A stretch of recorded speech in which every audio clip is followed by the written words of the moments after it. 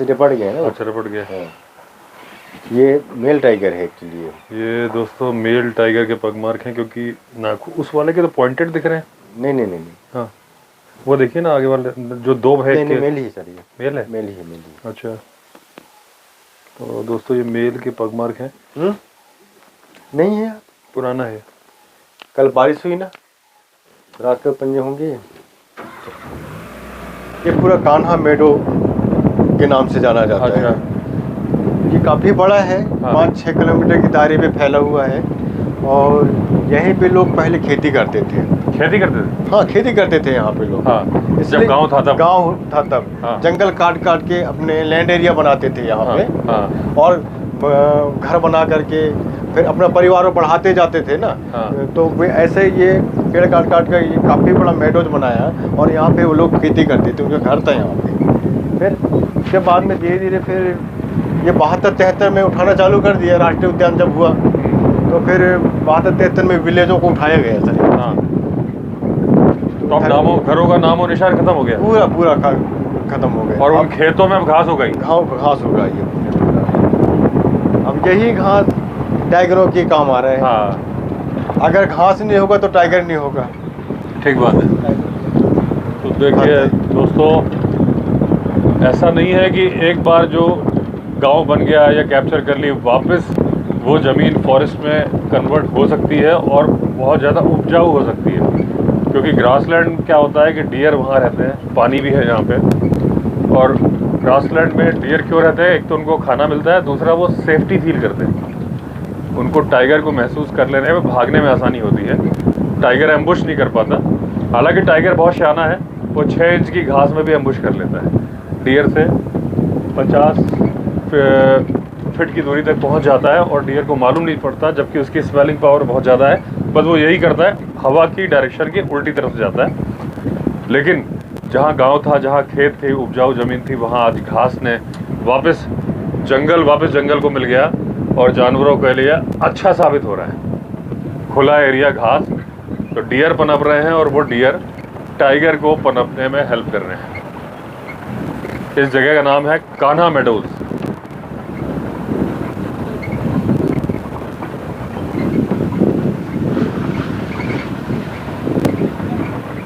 कैसा भाई? राइट।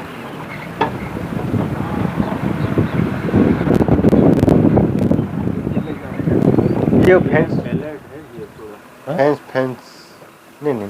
वो डियर अच्छा अलर्ट है, कान हिला रहा है, लेकिन पूंछ हल्की डाउन है। एक्चुअली ये ग्रास के लिए पूरे चारों तरफ से एक फेंस लगाया गया था। तो क्या है, 2-3 साल तक की फेंस लगाने के बाद, ग्रास बढ़ाने के बाद फेंस खोल दिया जाता है। अच्छा। ये सब बारहसिंगा के लिए। अच्छा। जैसे ग्रास जहाँ नहीं है वहाँ ग्रास के लिए फेंसिंग लगाया जाता है। हाँ, लकड़ी से। और ये फेंस तार भी लगे हुए हैं, ये रखे हुए हैं, चारों तरफ से पैक किया जाता है। हाँ। तो 2-3 साल तक इसको बंद करके रखेंगे ताकि तो ग्रेजर दूसरे एनिमल्स जो है उसको खत्म ना कर पाए। हाँ। जैसे डियर। हाँ।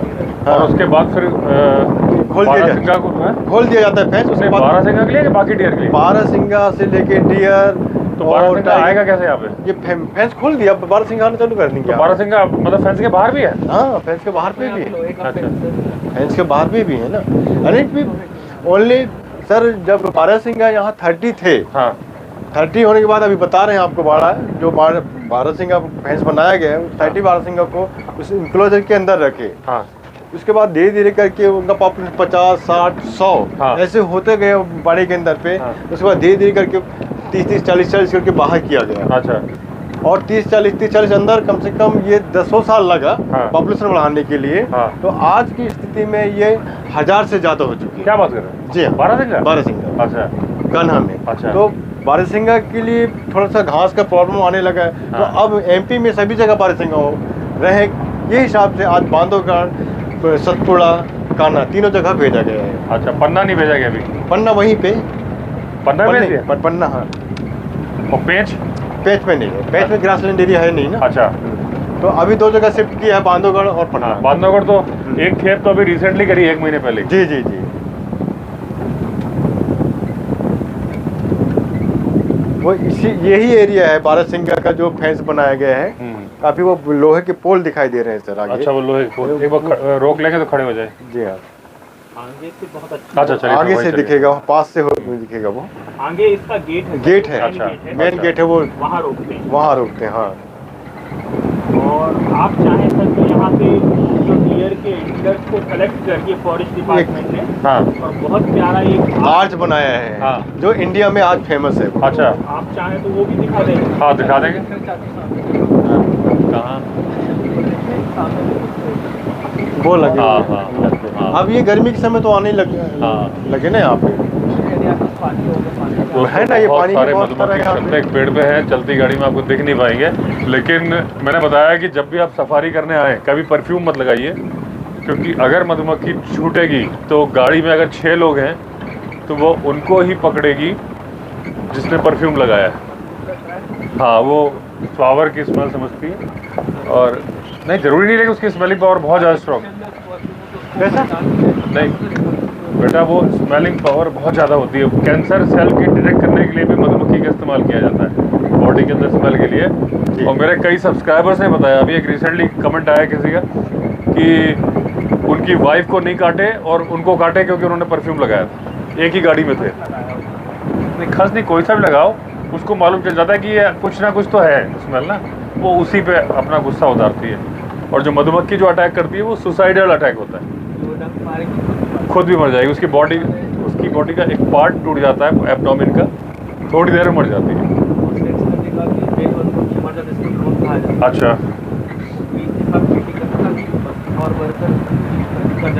अच्छा अच्छा,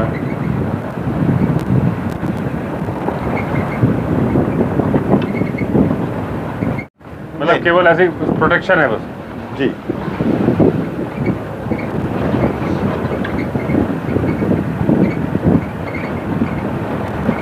यहाँ से आप ले सकते हैं वो गेट का।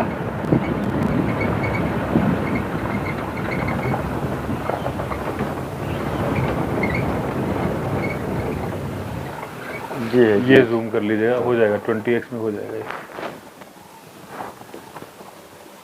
कर दिया ऑन। ये दोस्तों जो बारहसिंगा को बचाने के लिए जो एनक्लोजर बनाया गया था वो है सामने। और एक टाइम था कि 30 के आसपास बारहसिंगा बचे थे, और ये जो प्रजाति है कान्हा में यही मेन थी। वो जो दुधवा वगैरह की मैंने बताया अलग है थोड़ी सी। अब गाइड साहब बता रहे हैं कि यहाँ पे 1000 से ऊपर बारहसिंगा हो चुके हैं। तो क्या करते हैं कि धीरे धीरे कुछ कुछ बारहसिंगा रिलीज़ कर देते हैं एनक्लोजर के बाहर। तो ये प्रोजेक्ट बड़ा सक्सेसफुल हुआ। एक प्रजाति जो कि एंडेंजर्ड थी और जो ख़त्म होने वाली थी वो बच गई, और अब अच्छी खासी फल फूल रही है। अब इतनी फल फूल रही है कि उसको कान्हा से सतपुड़ा टाइगर रिजर्व और बांधवगढ़ टाइगर रिजर्व में शिफ्ट किया गया है, ताकि वहाँ भी फले फूले। ऐसा क्यों किया जाता है? ऐसा इसलिए किया जाता है कि कल को कोई वायरस फैल जाए तो एक साथ सारे मर जाएंगे, तो वो जो दूसरे नेशनल पार्क में वो बच जाएगा। तो इसीलिए जो बार बार डिमांड उठ रही थी कि गिर नेशनल पार्क के लायन में से कुछ कूनों में शिफ्ट कर दिया जाए। रीज़न ये था कि कल को अगर बीमारी फैली, हालांकि अब लोगों का कहना है कि वहाँ से अमरेली और कई जगह लायन दूर जा चुके हैं, तो आपस में उनका कनेक्शन नहीं है, तो वो सेफ़ हैं। तो उसके बारे में मुझे बहुत ज़्यादा जानकारी नहीं है, लेकिन ये है लायन। तो लेकिन ये प्रोजेक्ट बहुत ही सक्सेसफुल रहा। जो जिनकी की मिसाल दी जा सकती है वो प्रोजेक्ट है बारहसिंगा प्रोजेक्ट। और अब धीरे धीरे बारहसिंगा और फल फूल रहे हैं। अभी गेट के अंदर, गेट खुला हुआ है और गेट के अंदर मुझे 3-4 डियर दिख रहे हैं। ये स्पॉटेड डियर है? स्पॉटेड डियर है। ये घुस गए अंदर? जी हाँ, अभी अंदर घुस। और ये एनक्लोजर कितना बड़ा है? ये करीब 5 किलोमीटर से फैला हुआ है सर। अच्छा, 5-6 किलोमीटर? 5-6 किलोमीटर में फैला हुआ है। अच्छा, इस फेंस को तो लेपर्ड क्रॉस कर जाता होगा? नहीं कर पाता सर। अच्छा। गेट बंद होगा तो उसमें टाइगर भी नहीं जा सकता, ना लेपर्ड नहीं अच्छा, जा इसकी सकता। ऊंचाई कितनी है? ये कम से कम 15-16 फीट से ज़्यादा है। अच्छा, ज़्यादा है? जी अच्छा, हाँ। दूर से कम है। हाँ। जी हाँ। तो 15-16 फीट, दोस्तों 12 फीट से ऊपर तो कोई भी नहीं कूद पाता। लेकिन एक आध केस में टाइगर के 15 फीट के जंप करने का है, लेकिन वो पंजे से पेड़ के ऊपर खींचा, मतलब वो एक रेयर है। तो इनमें से कोई नहीं जा पाता, तो वो सुरक्षित थे। लेकिन गेट खुला है तो अभी टाइगर भी चला जाता है इसके अंदर, डियर भी चले जाते हैं, पर अभी इस समय बारहसिंगा सब बाहर निकाल दिया गया। सारे निकाल दिया, इनक्लोजर में कुछ भी नहीं है? कुछ भी नहीं, सारे बाहर कर दिया। हाँ। अब यहाँ पे जैसे अब ये डियर जो अंदर शिफ्ट हो गए, हाँ। तो अब एक नया स्कीम आया है हमारे जो अफ्रीका का जो बोमा, हाँ, बोमा। हाँ। वो आप ग्रीन कलर के कवर जो देखें, हाँ। ये बनाया गया गेट, इसके 3 चैम्बर्स हैं। हाँ। तो ये डियर जैसे अंदर चले गए, तो डियर को एक चैम्बर में शिफ्ट करके फिर दूसरा में, तीसरा में शिफ्ट करके फिर ट्रक जहाँ लगाया जाता है वहाँ से वो लोड होके बाहर उनको। दोस्तों, जो मैंने स्टोरी करी थी पैटरसन की, सावो मैन ईटर्स, तो उसमें बार बार बोमा आ रहा था कि जो हमारे यहाँ जिसको हम बाड़ बोलते हैं, अफ्रीकन लैंग्वेज में बोमा बोलते हैं। चल रहा है? तो बोमा कोई टेक्नोलॉजी नहीं है, केवल बाड़ का नाम है। तो वो लोग कैप्चर करते थे। बोमा पद्धति वो है कि उससे बिना ट्रैंकुलाइज किए जानवर को पकड़ा जा सकता है। अपने 2 या 3 साल पहले मैंने जब ये एनिमल शिफ्टिंग की बात की थी, नाइट ड्राइव कर रहा था कॉर्बेट में, तब मैंने बोला था कि बोमा टेक्निक से जानवरों को, जैसे नीलगाय है, बिहार में नीलगाय का बहुत ज़्यादा आतंक है, वहाँ तो पॉलिटिकल इशू है नीलगाय। जो गवर्नमेंट नीलगाय के लिए नहीं बोलेगी, उसका लोग वोट देने की बात नहीं करते, ऐसी तक बातें होती है, क्योंकि फसलों को ख़राब करती है, लोगों की आजीविका। यहाँ तक कि बिहार गवर्नमेंट ने कितनी बार परमिट इशू किए हैं नीलगाय को गोली मारने की, लगातार लाइन से गोली मारी जाती है। तो मैंने बोला था कि ऐसे जगह जहाँ पर अब एक जगह टेरिटरी फाइट हो रही है, जहाँ टाइगर बहुत ज़्यादा हो गए, बहुत सारे जंगल ऐसे हैं जहाँ टाइगर है ही नहीं, तो टाइगर को तो ट्रैंकुलाइज करना पड़ेगा, वो पॉसिबल है। डियर को, नीलगाय को ट्रैंकुलाइज करना पॉसिबल नहीं है, लेकिन ये जो बोमा टेक्निक है, इसके थ्रू विदाउट ट्रैंकुलाइज किए आप, क्या होता है, बड़े से, जैसे ग्रीन कलर का आप पर्दा देख रहे हो, उसमें पहले भेजे जाते हैं, फिर एक बीट ऑर्गेनाइज की जाती है, और उसके आगे एक फनल शेप में धीरे धीरे सकरा कर देते हैं। वहाँ एक गाड़ी, हरा पर्दा होता है, जानवर को दिखता नहीं, और उसके अंदर भी हरा पर्दा होता है, ट्रक के अंदर। जानवर बीट से उधर से खदेड़े जाते हैं, वो धीरे धीरे उसके अंदर घुस जाते हैं। फिर वो देखते हैं एक बड़े से ट्रक के अंदर आ गए, उसका फिर दरवाज़ा बंद कर दिया जाता है। फिर क्या होता है, क्योंकि वो उस कैंपस में और भी डियर फंसे हुए हैं, फिर एक गाड़ी हटाते हैं, दूसरी लगाते हैं, फिर वो करते हैं बीट, तो फिर उसमें आगे घुसते हैं। तो बिना किसी तरह से बेहोश किए जानवर वो ट्रक से दूसरी जगह पहुंच जाते हैं। तो डियर के लिए ये पद्धति बहुत कामयाब है। इसी तरीके से नीलगाय को भी शिफ्ट किया जा सकता है बिना उसकी जान लिए। बहुत सारे जंगल खाली पड़े हैं क्योंकि वहाँ टाइगर का चारा नहीं है, और बहुत सारी ऐसी जगह हैं जहाँ नीलगाय फसलों को बर्बाद कर रही हैं। कोई बहुत ज़्यादा खर्चा नहीं है, ऐसा इनक्लोजर बनाना है, ट्रक में लोड करना है, वहाँ जाके उतार देना है। और ऐसा भी नहीं कि इनको वो क्वारंटाइन करने की ज़रूरत है। इस तरीके से हमारे इंडिया के अंदर वाइल्ड लाइफ को बहुत अच्छे तरीके से मैनेज किया जा सकता है। अभी इंट्रा स्टेट तो हो रहा है, जैसे मध्य प्रदेश से मध्य प्रदेश तो हो रहा है, लेकिन क्योंकि इसमें एक ही चीफ, मैंने बार बार बोला, एक ही चीफ मिनिस्टर, एक ही chief wildlife warden involve है, लेकिन ज़रूरत है कि एक स्टेट से दूसरे स्टेट भेजा जाए। उड़ीसा के लोग बोलते हैं हमारे पास टाइगर नहीं है, सिमलीपाल में है, बाकी जगह नहीं, भेजो। कई जगह टाइगर बहुत ज़्यादा है, लेकिन बार बार इसमें थोड़ी सी दोस्तों दिक्कत है, टाइगर के साथ सेंटिमेंट इन्वॉल्व है। कोई भी गवर्नमेंट जब अपने स्टेट से टाइगर को भेजेगी तो जनता नाराज़ हो जाएगी। मध्य प्रदेश जहाँ मैं खड़ा हूँ, टाइगर स्टेट है, इंडिया में सबसे ज़्यादा टाइगर यहाँ है, हमेशा से रहा है। एक आध साल कर्नाटका हुआ था, लेकिन उसके बारे में सवाल उठे थे कि शायद कुछ क्वेश्चंस भी उठे थे। बाद में सेंसस हुआ तो मध्य प्रदेश के काफ़ी मार्जिन के साथ आगे थे। लेकिन मैंने बताया, अगर यहाँ से टाइगर किसी दूसरे स्टेट में भेजे जाएंगे तो जनता नाराज़ हो जाएगी कि हमारे स्टेट का, टाइगर स्टेट का तमगा छिन गया। लेकिन ये बात लेपर्ड पे लागू नहीं होती। लेपर्ड की तो प्रॉपर काउंटिंग ही नहीं होती है, अंदाज़ा होता है। जहाँ कैमरा ट्रैप्स लगे होते हैं टाइगर के लिए, वहाँ जब लेपर्ड आ जाता है तो उसका डेटा मैनेज कर लिया जाता है। लेकिन जहाँ पे टाइगर नहीं है, वहाँ पे जो लेपर्ड है उनका कोई डेटा नहीं है गवर्नमेंट के पास।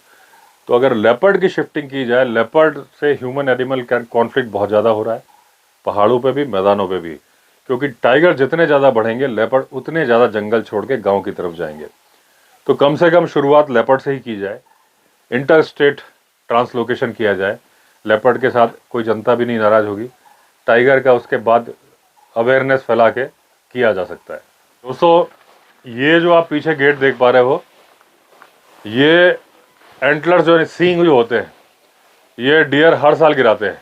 और डियर चाहे वो सांबर डियर हो, चाहे स्पॉटेड डियर हो, चाहे वो बार्किंग डियर हो, बार्किंग डियर के तो छोटे होते हैं। बारहसिंगा के भी हैं। अच्छा, इसमें तो क्योंकि यहाँ तो बारहसिंगा भी है, तो बारहसिंगा के भी सींग है, वो हर साल गिराते हैं और वो जमा करके पब्लिक को उठाने की परमिशन नहीं होती, इलीगल है, क्रिमिनल ऑफेंस होता है, लेकिन गवर्नमेंट ने उसको उठा के ये पूरा गेट बनाया। अभी नज़दीक से भी दिखाते हैं। तो ये जो आपको गेट दिख रहा है, ये बना है सारे मिक्स डियर के सींगों से। तो वो सेही जो होती है पोर्क्यूपाइन, वो आती है और इनको कुतर कुतर के खा रही है नीचे वाली। बहुत ही सुंदर लग रहा है दोस्तों। और सारे के सारे सींग का एक ही कलर है, हालांकि डिज़ाइन अलग अलग है। अगर आप पास से ध्यान से देखोगे तो डिफरेंट स्पीसीज के हैं बीच बीच में, लेकिन बहुत बढ़िया लग रहा है। और इसमें लाखों सींग होंगे इसके अंदर। तो लिखा है दोस्तों, हिरण प्रजाति के नर सदस्यों के सिर पर प्रजनन काल के पूर्व प्रतिवर्ष उगते हैं और प्रजनन काल के बाद प्राकृतिक रूप से गिर जाते हैं। इन गिरे हुए शंघाबों यानी कि सींग को एकत्र कर स्थानीय ग्रामीण शंघाब आधारित उद्योगों के लिए बेच देते थे। पहले लोग बेच देते थे। घास के मैदानों और वनों में सर्वत्र बिखरे हुए शंघाबों को खोजने की सुलभता हेतु ग्रामीणों द्वारा वन क्षेत्रों में बड़े पैमाने पर आग लगा दी जाती थी। मतलब पहले लोग सींग मिल जाए इसलिए क्या करते थे, घास में आग लगा देते थे कि घास जल जाएगी तो सींग अलग ही दिख जाएंगे। 1960 के दशक तक ऐसी अग्नि दुर्घटनाएं कान्हा के वन्य प्राणी आवासों हेतु बड़ा खतरा बन चुकी थी। वन्य प्राणियों एवं उनके आवासों की सुरक्षा सुनिश्चित करने हेतु कान्हा प्रबंधन द्वारा इन शंघाबों को संग्रहण करवाने की नीति अपनाई गई। बाद के वर्षों में वन्य प्राणी कानूनों की सख्ती से शंघाब आधारित अवैध उद्योग बंद हो गए। साथ ही कान्हा प्रबंधन द्वारा शुरू किए गए जन जागरूकता इको विकास कार्यों के फलस्वरूप जंगलों में लगने वाली अग्नि दुर्घटनाओं की संख्या में उल्लेखनीय कमी आई और इन बदली हुई परिस्थितियों में कान्हा प्रबंधन ने शंघाब संग्रहण की प्रथा समाप्त कर दी। मतलब पहले गवर्नमेंट खरीदने लगी कि गांव वाले जो इकट्ठा कर रहे हैं एटलीस्ट वो उसको बेचे नहीं। वन्य प्राणी प्रबंधन की नित्य नवीन चुनौतियों से निपटने और संरक्षण में आगे बढ़ने के कान्हा प्रबंधन के कौशल के प्रतीक के रूप में 2015 में बारहसिंगा, चीतल यानी स्पॉटेड डियर और सांबर के पूर्ववर्ती वर्षों में एकत्र किए शंघाबों से इस मेहराब का निर्माण किया गया है। उतने साल पहले जो गवर्नमेंट ने गांव वालों से खरीदे थे उनको इकट्ठा कर दिया। अब वो पॉलिसी बंद हो चुकी है। अब जो सींग जहां पड़ा है वहीं पड़ा रहता है जी, जहाँ का वहीं पड़ा रहता है। जो प्रोकोपाइन के बहुत कभी कैल्शियम कमी होती है तो डियर भी खाना चालू कर दे सर। आप आ जाओ इधर आ जाओ।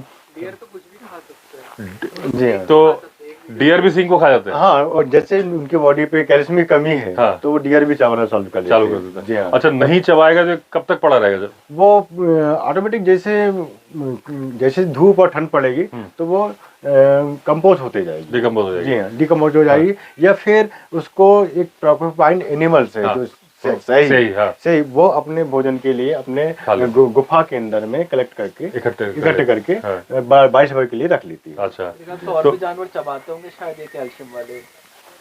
अभी तक तो डियर को ही देखे हम लोग ज्यादातर। तो मतलब नीचे नीचे दोस्तों ये कट किया हुआ है, ये रात को आ जाती है पोर्क्यूपाइन और खा लेती है। ऊपर तो नहीं चढ़ती, तो ऊपर कहीं पे भी कट नहीं है और नीचे नीचे है। और उधर मकड़ी के जाले भी बने। मकड़ी जाले तो ऐसे ही लग गए होंगे क्योंकि उसके अंदर सफाई नहीं हो सकती, लेकिन बाकी नीचे नीचे के ही खाए हुए हैं।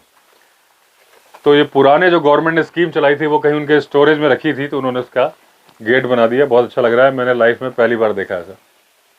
दोस्तों, जैसा ये पहल की थी यहाँ पे कान्हा नेशनल पार्क के प्रबंधन ने, क्योंकि बहुत बड़ी भ्रांति होती है लोगों के बीच में कि जैसे ये पहले इसमें लिखा है कि गांव वाले आग लगा देते थे क्योंकि उनको जो कंपनियां दवाइयाँ बनाती थी या कुछ बनाती थी उसमें जो भी पैसे देते होंगे एक सींग के 100 रुपये, 200 रुपये, 500 रुपये, तो उन्होंने लगा रखा था। गांव वालों को पैसे चाहिए तो वो ढूंढते थे, आग लगाते थे। आग लगाने से सींग तो जलते नहीं थे, घास जल जाती थी, उसको ले जाके उन कंपनी को बेच दिया।